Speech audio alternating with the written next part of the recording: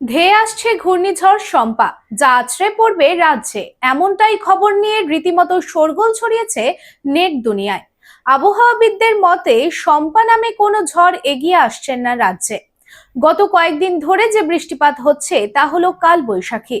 তাই ঘূর্ণিঝড় শম্পার শহরকে তছনছ করে দেওয়ার যাবতীয় খবর ও পোস্ট পুরোপুরি ভিত্তিহীন।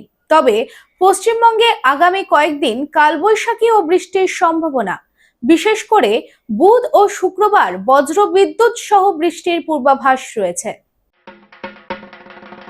মোহন দি ফ্যামিলি স্টোর। বাতাসে শিউলি ফুলের গন্ধ মানেই মায়ের আগমনী। পুজোর কেনাকাটা মানেই Mohan. Mohan the family store, Asansol, Raniganj.